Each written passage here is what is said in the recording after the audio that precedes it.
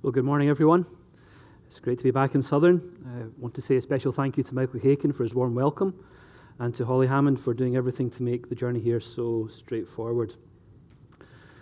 You'll see what's probably an unfamiliar portrait of John Owen on my first slide. I want to say thanks to Tim Cooper, who discovered this portrait in Dr. Williams' library in London. And this is a portrait which opens up, I think, some new ways of thinking about Owen. We're used to thinking of him as a rather thin-faced, hawk-nosed, kind of rebarbative Puritan.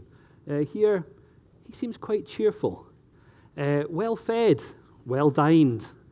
And this is Owen at the height of his career in Oxford in the mid-1650s, wearing the very same academic robes that he would later try to ban in that decade. Of course, as Michael's just suggested, the real reason that image is up there is because it also is a frontispiece to an exceptionally reasonably priced biography of Owen, which is available for sale in the campus bookshop.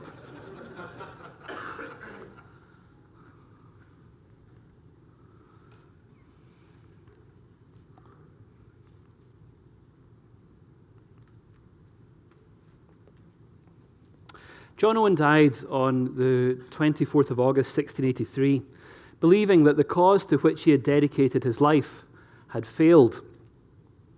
After the restoration of Charles II, the gradual unwinding of the English Revolution had been illustrated in the public torture of old republicans, the ejection of dissenters from the national church and their brutal persecution, and the formation of a new community of nonconformists that was quickly divided by disputes about the elemental doctrines of the Reformation. 20 years after the end of the Revolution, it seemed clear to Owen that the Puritan project of building godly congregations in reformed communities was in ruins. He was increasingly worried that the minds of professors had, he said, grown altogether indifferent as to the doctrine of God's eternal election, the sovereign efficacy of grace in the conversion of sinners, justification by the imputation of the righteousness of Christ. He could hardly believe that those English Protestants who had been shut out of the national church should, he said, have come to an indifferency as to the doctrine of justification and quarrel and dispute about the interest of works in justification, about general redemption, and about the perseverance of the saints. His problem? Richard Baxter was selling too many books. Growing old, facing bereavements among family and friends, and increasingly plagued by ill health, Owen had begun to doubt his legacy. Too much of his preaching, he feared, had been poor, weak, and perhaps quickly forgotten. I have now been very long, though very unprofitable, in the ministration of the word, he explained to his congregation in the spring of 1681. I'm ready to faint and give over and to beg of this church that they would think of some other person to conduct them in my room without these disadvantages. And Owen finally realized that the providential analysis that had been necessary to so much of his earlier work provided no effective theodicy to explain the situation of dissenters. I do not know, he said, that God has given me a greater rebuke in the whole course of my ministry than that I have been laboring in the fire to discover the causes of God's withdrawing from us without any success.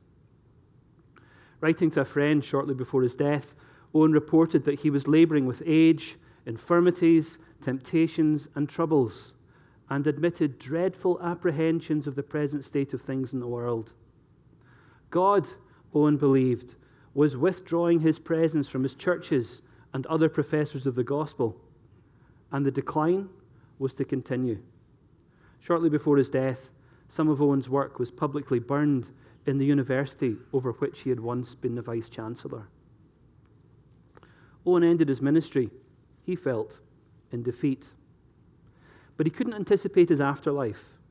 For in the 18th and 19th centuries, as nonconformists realigned with godly conformists to develop the new evangelical movement, new and diverse reading communities began to consume Owen's work and to establish his evangelical reputation. Owen's reputation was established in the dissenting and evangelical cultures of print. In his early lifetime, Owen had been an important voice in the development of Cromwellian institutions and in the emergence and sustention of Restoration nonconformity, but he doesn't appear to have been an especially popular writer, certainly nothing like the popularity of Richard Baxter that we've just heard about. Owen became an author when access to print was democratized in the early 1640s. His earliest work demonstrated his occasionally unreliable grasp of Reformed theology, even as it established his concern to defend truth as he understood it. His first few books were published in London by Philemon Stevens, an entrepreneur long associated with the radical religious underground of the 1630s, but they didn't sell well. Owen resorted to self-publication of the sermons he preached after the Siege of Colchester, sermons entitled Ebenezer, published in 1648, a decision that might suggest that Stevens was no longer prepared to take financial risk on a relatively unknown writer in the increasingly crowded world of print. Owen enjoyed his first literary success in the sermon he preached the day after the execution of Charles I, which was published by one of Philemon Stevens' rivals, Matthew Symonds, in 2 editions in 1649. The success of this pamphlet encouraged Stevens to package the unsold text blocks of Owen's earlier books into a single volume, an anthology, which he marketed as Certain Treatises Written by John Owen, formerly published at several times, now reduced into 1 volume, 1649. As Owen ascended into public view in the early 1650s, his work found a more ready audience, with his political and devotional writing making significantly greater impact than those more demanding publications addressing the theological problems of the period. Some titles proved to be an immediate success. The Advantage of the Kingdom of Christ and the Shaking of the Kingdoms of the World was published in London and Oxford in 1651 and Leith near Edinburgh in 1652. Its wide circulation perhaps explained by its utility in explaining the success of the Cromwellian invasion of Scotland. Of the Mortification of Sin and Believers was published in 1656, reprinted in 1658 and in 1668. Of Communion with God went through 2 quarto editions in 1657 and was republished in a second octavo edition in 1700, the smaller and cheaper format, perhaps indicating new expectations of how and by whom this book might be read.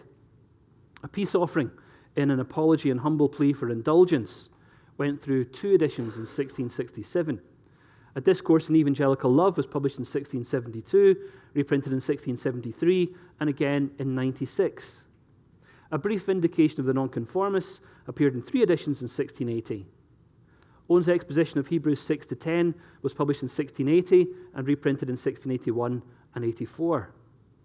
Some considerations about union among Protestants passed through 2 editions in 1680, and his exposition of Hebrews 11 to 13 did the same in 1684. Though we cannot access the size of the print runs involved and need to make assumptions about sales based on the frequency of reprints, we can guess that Owen's devotional and political writings were most likely to find a ready audience within his own lifetime.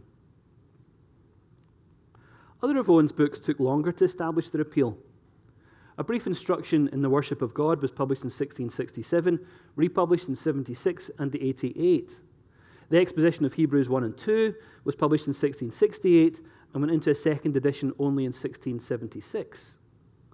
A Practical Exposition of the 130th Psalm was published in 1669 and went into its second edition only 11 years later. An Inquiry into the Original Nature, Institution, Power, Order, and Communion of Evangelical Churches was published in 1681 and went into a second edition only in 1696. A Brief and Impartial Account of the Nature of the Protestant Religion appeared in 82 and went into a second edition in 1690. The Principles of the Doctrine of Christ, Owen's 2 Catechisms, was first published in 1645 and appeared in its second edition almost 40 years later, and again in 1700. Theologumena Pantidapa, his biblical theology, was published in Oxford in 61 and reprinted almost a generation later and for entirely new audiences in Bremen in 1684 and Franeker in 1700. This extraordinary and compendious history of culture and religion does not appear to have attracted high prices in the second-hand market, even shortly after its first publication. In 1665, for example, only 4 years after publication, the book was included in a shipment of 116 standard medical, legal, literary, and theological texts purchased by Chetham's Library in Manchester. But Owen's book was listed as one of the cheapest items in the shipment, costing 6 shillings and sixpence against the average item cost of approximately £1, 8 shillings. In other words, Owen's biggest book to date was worth 1/3 of the average value of the other books included in this shipment to Chetham's Library. In the challenging circumstances of the Restoration, therefore, Owen's most obvious audience was facing persecution and being monitored by government spies. Lady Warriston was only one of many Owen readers to find that their reading practice was being monitored by the government. Owen's work had again become a risk for publishers. But Owen's ability to attract a posthumous readership might be indicated by the fact that some of these books were republished long after his death in 1683. These republished items were indicating the kind of readers who continued to find Owen's work interesting, and the various uses to which his ideas and his reputation were being put. But these posthumous publications are indicative of the trends by which certain aspects of his distinctive political and theological work were forgotten, as Owen was repackaged for new audiences and began the slow and difficult path of becoming an evangelical. Owen's later reputation as a devotional writer of choice for right-thinking evangelicals was fashioned by the texts that were republished in the decades immediately following his death. Setting aside the first editions of books published after 1683, around about a dozen of Owen's works were republished in the period between his death and the end of the century. The contents of this list is surprising and illustrates the uneven processes by which Owen's reputation was being re-engineered and his publishers responded to their changing tastes of their audiences. Although we cannot assume that early modern readers read books as we do today, it's clear that publishers throughout the later Stuart period remained willing to take small financial risks on his principal devotional works. By contrast, Owen's polemical or more heavy theological works against Roman Catholics, Socinians, and Quakers did not continue to attract a continuing audience, if the frequency of reprints are any guide to reading habits. And later audiences consumed very little of his devotional writing from the 1650s. The heavy academic theology into which Owen had put so much effort in the 1650s, for example, the diatribe on divine justice, appeared to be forgotten.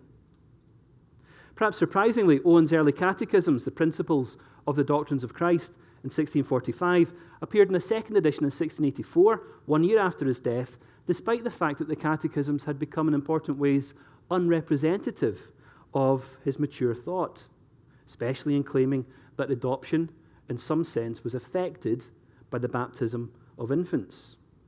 Of Communion with God, which appeared in 2 quarto editions in 1657, was republished in octavo in its second edition in 1700. Owen's massive Prolegomena, Theologumena Pantidapa, 1661, was unique in being reprinted for audiences among the European Reformed. While it was certainly not the last of his books to be marketed, especially for overseas readers, it was quickly forgotten by English readers, being so technically and linguistically demanding. Of course, the many publishers involved in these enterprises were not making coordinated decisions about which Owen text to republish, but they were at least gesturing towards their expectations about the changing reading and consumption habits of their target audiences as nonconformists became evangelicals.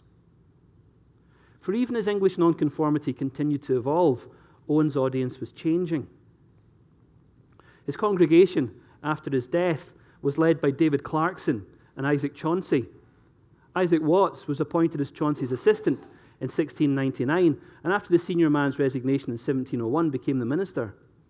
But over the next 40 years, and from as early as the publication of the Christian Doctrine of the Trinity in 1722, Isaac Watts seemed to move away from the theological positions which Owen had articulated, eventually proposing doctrine which encouraged English Unitarians to believe that he had endorsed their Christology.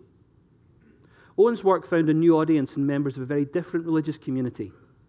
The Methodist movement advertised its marked hostility to high Calvinism, even as John Wesley, one of its guiding lights, sought to reinforce its enthusiasm for subjective piety by including some of Owen's devotional writing in his Christian library in 1750. And so as London Congregationalists reconsidered Owen's truth claims, their fellow travellers in other locations remained appreciative of his contribution. Owen's work had a marked influence in American Puritan writing. In New England, Increase Mather read Owen's work in the Sabbath. Samuel Mather owned several volumes of his commentary in Hebrews. Jonathan Edwards was one of Owen's most active early American readers. He read and annotated his copy of an inquiry into the origin, nature, institution, power, order, and communion of evangelical churches, published in 1681, and owned Owen's commentary in Hebrews, which he cited on some 13 occasions, lending several of its volumes to a colleague. Edwards also cited Owen's Pneumatologia, 1674, on 6 occasions, twice in his Religious Affections. And he referred to Owen's exposition of Psalm 130 in his Miscellanies. American publishers recognized the significance of the market in the New World. Eshcol had reached its 8th American edition by 1771, and The Death of Death and the Death of Christ appeared in its first American edition in 1792.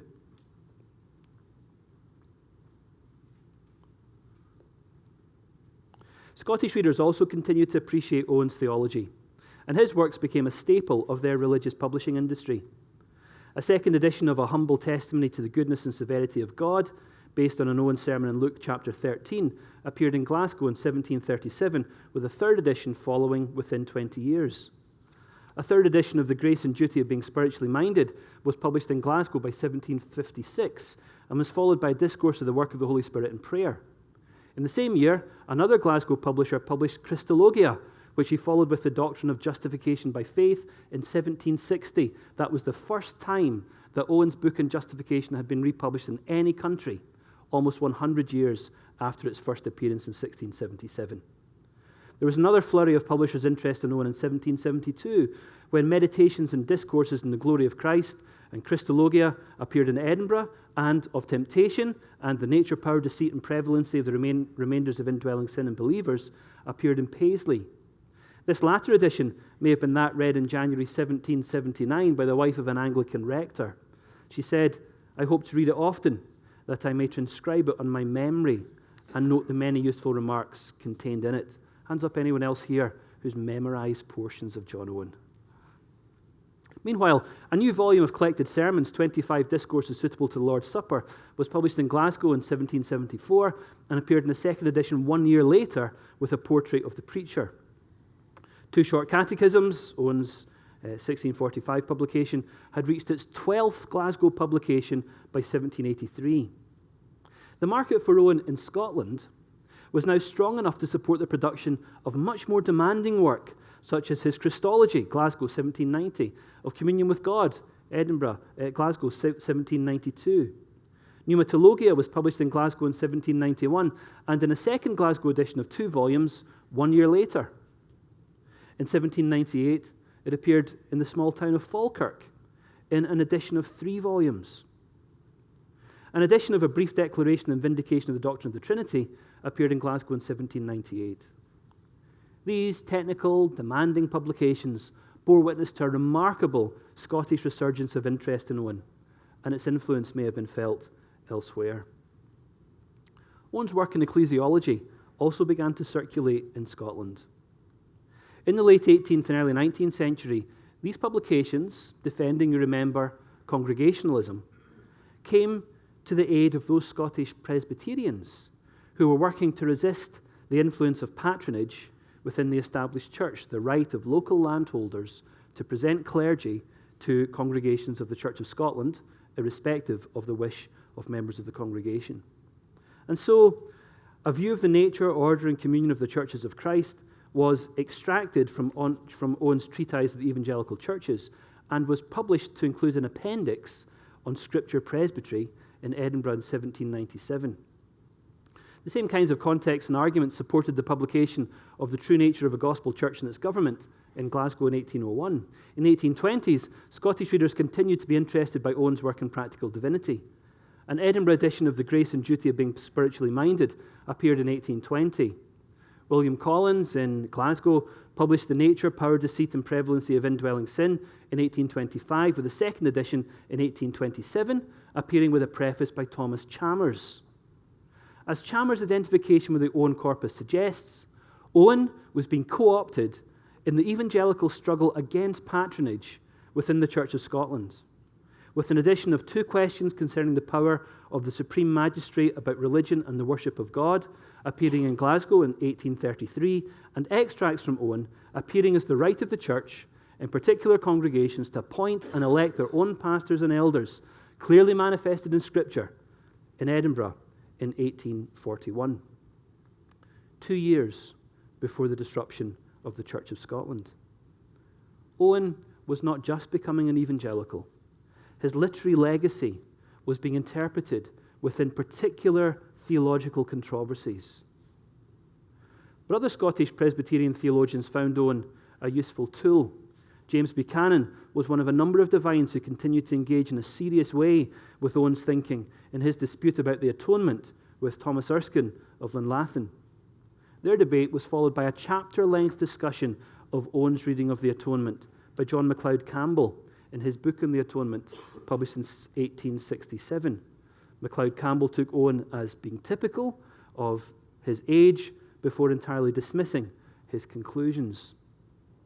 Owen, a convert from Presbyterian to independent church government, was now being co-opted by Scottish Presbyterians and identified as someone whose work other more progressive Presbyterians might need to resist. Elsewhere in the British Isles, publishers adopted a more eclectic response to Owen. In Ireland, Owen found new readers in the aftermath of the French Revolution. The Shaking and Translating of Heaven and Earth was reprinted in Belfast and Monaghan in 1795 and again in Belfast in 1797, 1 year before the Great Rebellion in Ireland of 1798. Through Ireland, Scotland, and the New World, Owen's reputation was growing beyond his native land. But Owen never entirely lost his English audience. The slow move towards republication of his work in English centres of print might suggest that Owen's work continued to be consulted by means of second-hand copies. English readers put their older copies of Owen to heavy use. Some of the most interesting evidence of engagement and transmission of ownership between English readers can be found in texts now held in the Folger Shakespeare Library in Washington, D.C. Its copy of the Exercitations in the Epistle to the Hebrews, 1674, bears marks of multiple ownership. Sam Sewell, who may have purchased or first read the volume in June 1688, appears to have transferred ownership to Addington Davenport before Samuel Eaton recorded his purchase of the book in Boston in June 1766. His ownership may have been followed by that of S.K. Smith, whose name is recorded in pencil on the rear of the front board, and whose ownership devolved onto Dr. Abbott Smith, who donated the book finally to the library. One owner of this text appointed to work out on its title page how many years had passed between publication and his or her reading of the text, the answer being 166 years. Of course, much of this inscription is ambiguous as evidence of how the text was being used. Less ambiguous, though from Owen's perspective rather more unfortunate, was the reading experience of William Abbott, who in 1697 inscribed his copy of the Causes, Ways, and Means of Understanding the Mind of God with a list of his hats and cravats.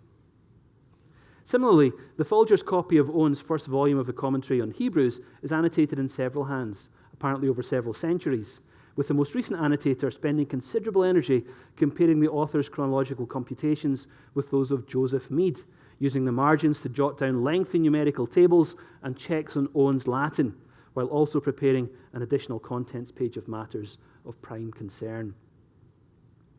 If English publishers were slower to reprint Owen's works, therefore, it might be because so many of the older editions were continuing to circulate and to change hands. But some English publishers were providing new material. A biographical note by Edward Williams introduced an abridged version of an exposition of the Epistle to the Hebrews in London in 1790. Its appearance was perhaps more explicable than the republication of the Shaking and Translating of Heaven and Earth in London in 1793, though perhaps this bore some resemblance in terms of cause and effect to the republication by Irish publishers of the same sermon in the aftermath of the French Revolution. At the end of the 18th century, therefore, Owen had become a feature of the English provincial press, especially in such traditional centres of nonconformity as East Anglia and the Midlands. An edition of the Meditations and Discourses on the Glory of Christ was published in Sheffield in 1792, with editions of Pneumatology and the Reason of Faith appearing in Coventry in the same year and in 1799. One generation later, London publishers produced an edition of William Orme's biography in 1820, as well as texts of a practical exposition of Psalm 130 in 1824 and a treatise on the Sabbath in 1829. In the same period, a movement away from hyper-Calvinism among English particular Baptists was dubbed by one of its proponents as Owenism, a signal of the extent to which Owen's reputation still functioned as a barometer of orthodoxy within some sections of English dissent, and as a metonym for a far more moderate and evangelistic Calvinism. By the end of the 18th century, therefore, English publishers were recovering confidence in the marketability of Owen's theological work. By the mid-19th century, Owen was being represented as an exemplar for Victorian evangelicalism, even being identified with some of its peculiarities. Charles Bridge, a Church of England minister in Cambridge, included a substantial discussion of Owen in his textbook on the Christian ministry, published in 1830. Bridges noted that some parts of Owen's thinking about the Spirit were discordant in some particulars from the principles of our church. He regretted Owen's unhappy political bias. But Bridges added, "Who would refuse to dig into the golden mine from disgust at base alloy that will ever be found to mingle itself with the ore?" Other adulation for Owen was more succinct. For C.H. Spurgeon, the pulpit hero of Victorian London, Owen was simply the Prince of Divines. Spurgeon's accolade came as Owen's stock rose, with a general resurgence of interest in Puritan piety and theology, which drove the publication of a large number of collected works projects in the middle and later 19th century. The publication of the Gould edition, still in print with the Banner of Truth, was part of a trend that also saw the production of the collected works of Richard Baxter, Thomas Brooks, John Goodwin, Thomas Manton, and Richard Sibbes, among others. The extraordinary enthusiasm of Victorian evangelicals for Puritan literature nuances David Bebbington's argument that there existed a sharp discontinuity between Puritans and their evangelical successors. Rather, as this evidence suggests, evangelicals invented the category of Puritan in their search for a usable past. In fact, the veneration for Owen and other Puritan worthies was so pronounced as to drive, on some occasions, extraordinary historical revision. You'll see in the slide John Rogers Herbert's famous painting, The Assertion of Liberty of Conscience by the Independents of the Westminster Assembly of Divines, first exhibited in 1844. This image is the best known representation of the proceedings of the Assembly, but it's notable for its total fabrication of historical evidence. Herbert, who was a convert to Roman Catholicism, was encouraged to work in the painting by a congregational minister, James W. Massey, who provided an initial sketch of this group portrait. But Herbert's final result included representations of some of the most important independents of the period, including Owen, whose back is there facing you to the right of the slide, sitting beside Oliver Cromwell with his famous russet coat, and John Milton, whose face directly addresses you on the extreme right of that slide. None of these men attended the assembly. But Owen's inclusion was more than just anachronistic. His reputation would suffer with the eclipse of interest in Puritanism in the later Victorian period, but in mid-century, Owen was being identified as the single most significant theologian of the period. He was the Puritan whose work defined the Victorian evangelical faith. He was the evangelical by whose work an authentic Puritanism could be measured and identified. For many evangelicals, it was no longer possible to think of Puritan orthodoxy apart from the presence of John Owen. Owen's canonization as a Victorian evangelical exemplar was both a cause and consequence of the edition of his works edited and published by William Gould, 1850 to 55. The ready availability of the Gould edition perhaps disguises the extent to which, for most of the period since his death, English readers had not been able to benefit from a standard text of Owen's works. In this respect, Owen's literary remains were unlike those of other Puritan leaders, whose theological legatees rapidly produced complete editions of their works. Thomas Manton died in 1677. His works appeared in 1681. Thomas Goodwin died in 1679. His works appeared in 1681. Stephen Charnock died in 1680. His works appeared in 1684. John Flavel died in 1691. His works appeared in 1701. William Bates died in 1699. His complete works appeared in 1700. Most of these Puritans had their works published within 2 or 3 years of their death. But the first attempt to produce a complete set of Owen's works was made almost 40 years after his death, in 1721. The editors of this project were all eminent independents in London. John Astley, who wrote a biography for the edition, John Nesbitt, Matthew Clark, Thomas Ridgely, Thomas Bradbury. The consortium established a firm financial footing for their project, gathering 375 subscribers to put up money up front to support the work in the edition. And a sign that Owen was beginning to emerge from the representational difficulties associated with his role in the mid-17th century political crisis. But despite the 375 subscribers, the editorial team was only able to produce one of their projected volumes, collecting Owen's sermons, tracts, and Oxford orations. By contrast, when Gould began work in his edition in the 1840s, he was able to gather 3,000 subscribers, a number almost unprecedented in the history of religious publications. For Owen's influence continued as evangelicalism continued to diversify through the late 19th and early 20th centuries. William Kelly, leader among the English exclusive brethren, praised the excellent and learned Dr. Owen and referred to Owen's work to defend his own claim that Christians should not use the Lord's Prayer. Abram Cowper, the Dutch theologian, newspaper editor, and prime minister, admitted to being heavily indebted to Owen in his theology of the Holy Spirit. Martin Lloyd-Jones, who had become one of the most distinguished nonconformist preachers of the mid-20th century, was much inspired by the second-hand set of Owen's works he was given as a wedding present in 1927. In 1949, Jim Elliot, during his student days at Wheaton College, reflected on Owen's arguments for effective redemption as part of his growing rejection of Arminian and dispensational theology as he prepared for the mission to Ecuador, which would end with him becoming one of the most famous evangelical missionary martyrs of the 20th century.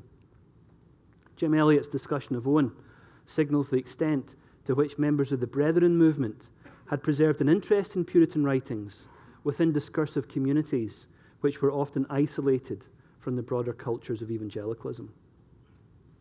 Elliot's engagement with Owen is a useful reminder that the revival of Calvinistic theology among British and American evangelicals was taking place a full decade before the Banner of Truth published The Death of Death in 1958. J.I. Packer, who contributed a robust and energetic introduction to the new edition of The Death of Death, could hardly have anticipated how successful the Banner's republication of Owen would become. For Owen's appeal has continued as the 400th anniversary of his birth has approached. The revival of interest in Owen's work has encouraged evangelical publishers to make a number of his most important works available in updated English, even as scholarly output in Owen has blossomed. Some entrepreneurs, recognizing Owen's status in the new Calvinism, have rushed to identify an Owen brand. A brief search of the internet will demonstrate the broad range of clothes and crockery that now bear Owen's image. 3 centuries after Owen began to be refashioned as an evangelical, evangelicals are increasingly fashioning themselves in his likeness, an irony that reveals as much about the commercial vitality of contemporary religion as it does about the making of Owen's evangelical reputation. So how does this reflection on Owen's literary afterlife help us think about the making of his evangelical reputation? I suppose, first of all, it helps us to remember that all reputations are made by processes of remembering and forgetting. It helps us see the material circumstances in which that remembering and forgetting can take place. There were reasons why publishers did not take risks on Owen's heavier theological writings. There's a reason why it took almost a century for his book on justification to go into a second printing. There are reasons why Irish publishers were drawn to his apocalyptic material in the midst of the ferment and chaos of rebellion and revolution.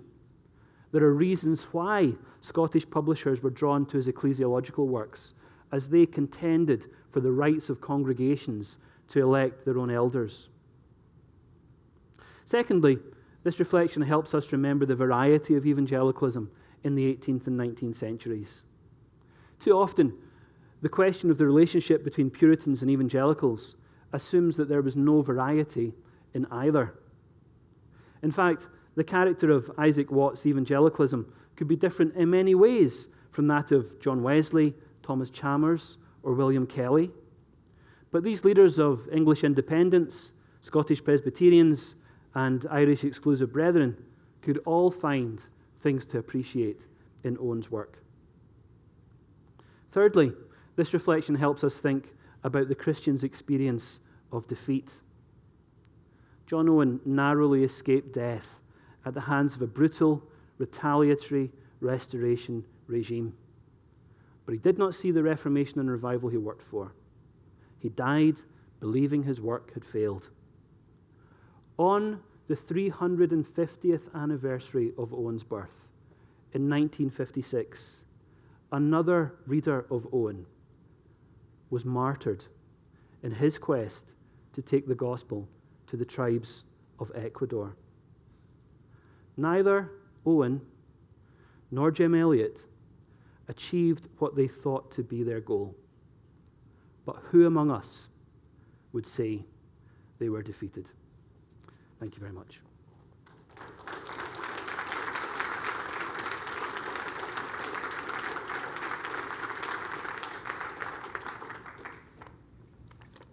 Well, again, we have some time for questions, and I'd like to take those questions and try to repeat the question before you give the answer.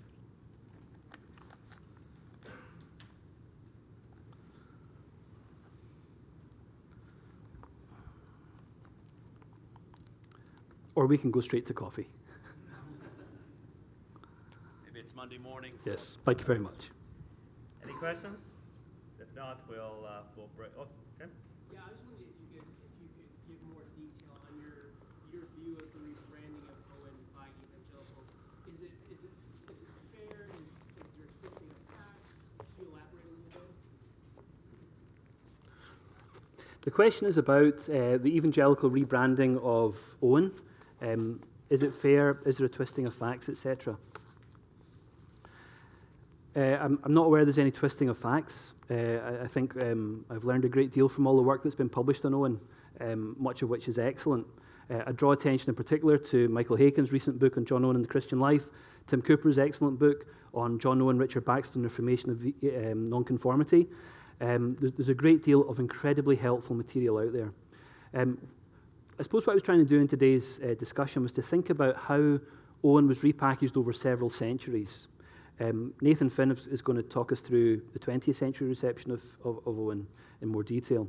But I was interested in thinking about why some things of Owen are published quickly and rapidly in multiple editions, and so many of the heavier theological works are not. And I think the fact that it takes a century for his book on justification to be reprinted is indicative that there's no market for this kind of sustained theological thinking, or that sustained theological thinking doesn't need to use Owen with his insights into justification as a crucial point of reference. In more contemporary terms, the fact that Owen is now something which we can use to decorate our clothing becomes deeply ironic given his concerns about how Christians should appropriately dress. And there may be something that we need to think about there. So you think that there's some things that are incongruent with Owen in modern evangelicalism? Is that fair to say? So the question is about whether there are incongruities between Owen and modern evangelicalism. Fundamentally, yes, fundamentally. It's very difficult to generalize about modern evangelicalism.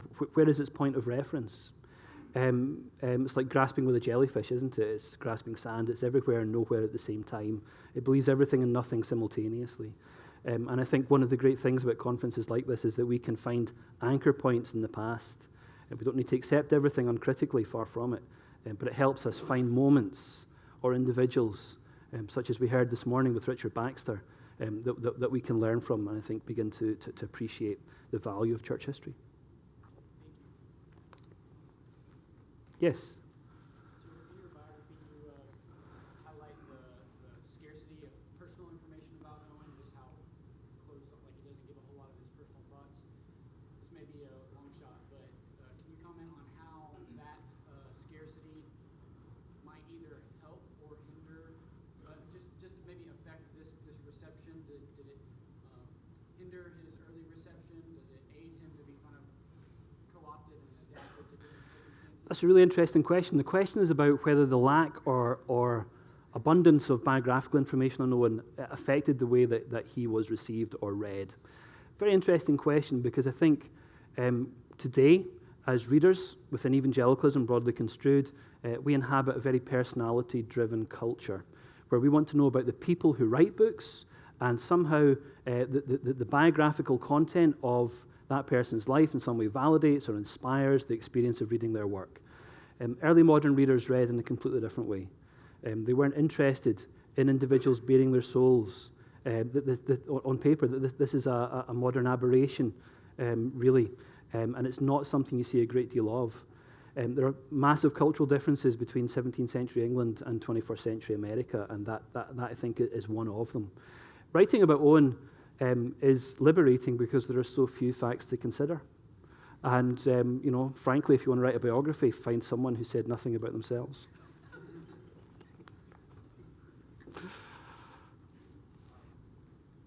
Well, I know some people are claiming that Owen is Welsh, and how is Owen's reception in Welsh? And have many of his works being published in Welsh, translated into Welsh, as a theologian? That's a great question. The question is about Owen's Welsh identity and about whether any of Owen's material was translated into Welsh.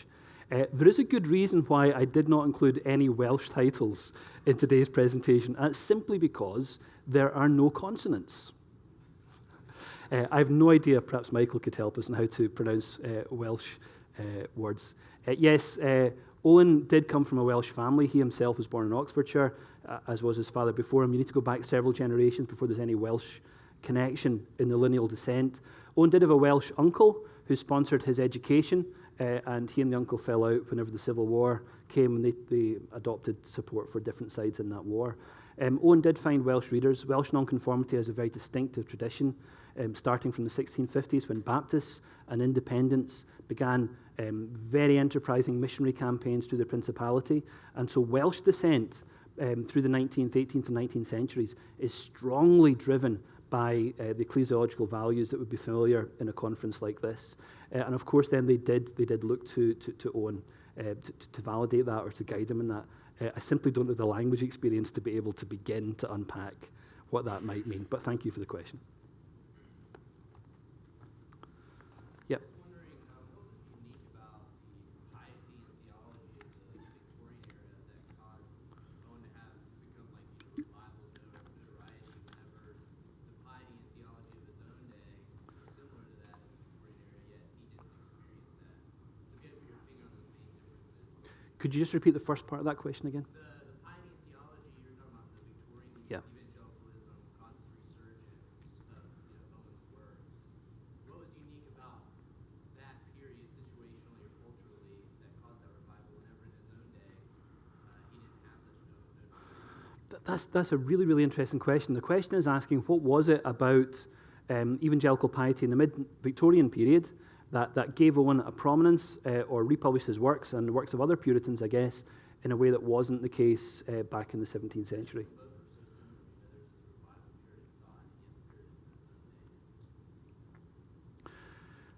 I wonder if I could draw Dr. Haken into this conversation. I'm thinking about Thomas Carlyle. I'm thinking about the massive interest in the mid-Victorian period for writing popular histories of the English Civil War. There's the rise of Whig thinking about the past, in which individuals are looking for resonances of their legal or political rights within an earlier period. And I suppose one way of doing that is to think, and Thomas Carlyle I think is typical of this, is to think of Cromwell and the independence and the Puritan Revolution as somehow enunciating principles of freedom, democracy, liberty, parliamentary rule, the English Constitution, and so on. And I suppose that there is, as Victorian evangelicals search for a usable past, they then get drawn back to individuals like Cromwell, who's Thomas Carlyle's great edition of his works gets published. It's hugely successful. Owen and other Puritans. Milton, of course, gets a huge amount of Victorian exposure, to such an extent that when his De Doctrina Christiana is published in 1824, advocating a Socinian view of the Trinity, no one believes it's by him. So I suppose I would start there, but Michael, can I draw you into this? Yeah, in 1851, they did a census of, in terms of denominational presence, how many people on a given Sunday, it was arranged beforehand, that every church in Britain would report how many people were present in that church on a given Sunday. And the Nonconformists, Baptists and Congregationalists in England, and now the Methodists, discovered that they had a greater percentage than the Anglicans. And it was an enormous kind of victory. They realized that after 200 years of really being second-class citizens, they had now a significant hold on the British public. And that inaugurates really what comes to be known as the Nonconformist Century, which really lasts until the First World War. They have significant political power. And I think in this, it's the going back and rediscovering that they've got a variety of figures back there that they can claim. Oliver Cromwell, up until the 19th century, was absolutely reviled by there'll be a few who would have loved him, but it's in the 19th century. Thomas Carlyle comes out with this series of volumes on his works, and it's a bestseller. And you've got all these Puritan works being reprinted. It's I think very much tied into the political realities that the Nonconformists now realize that they had a significant influence politically to reshape Britain that they hadn't had for 200 years. They hadn't had it since the 1640s, 1650s. So I think some of that is certainly what's going on here as well. Thanks. And just as a footnote to that, it's telling that W.H. Gould, who edited Owen, was in fact a Reformed Presbyterian minister. So this is all about the creation of a nonconformist community, isn't it? And the republication of Puritan works builds this political social platform. Thank you very much. Well, thank you. Thank you.